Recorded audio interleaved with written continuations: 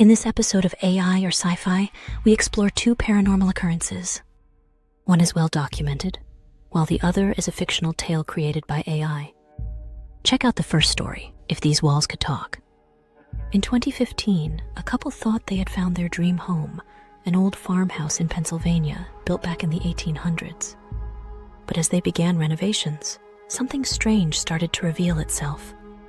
Behind the walls, they found bundles wrapped in cloth and newspaper. Inside, unalived animals, chickens, cats, hundreds of them. The smell was unbearable, the walls blackened with mold. It wasn't just decay, it was ritual. Experts say the animals were sealed there as part of old Pennsylvania Dutch magic, meant to protect the home from evil. But for the family, it felt like a curse instead. The house was rotting from the inside out, and the spirits of the past refused to stay buried. Do you think someone actually lived in a home with rotting animals occupying the walls?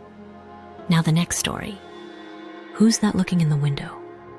In 1974, a couple retired from running their small-town funeral home in Ohio. But instead of leaving, they kept living there. For years, neighbors whispered about strange smells, late night lights, and supplies being delivered long after the business had closed. When the couple passed decades later, officials finally entered the funeral home. What they found was horrifying.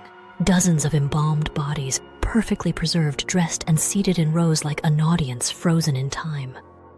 Each one had a name tag with a date, but many of those dates didn't match any local records. The funeral home has never been resold, and at night, people say you can still see figures sitting in the windows watching. Could anyone actually keep so many missing people unaccounted for? Which of these bizarre stories actually happened? Comment your guesses below. If you guessed the first story, you would be correct. It is about the Bretzius family. Subscribe for more creepy challenges and spooky facts.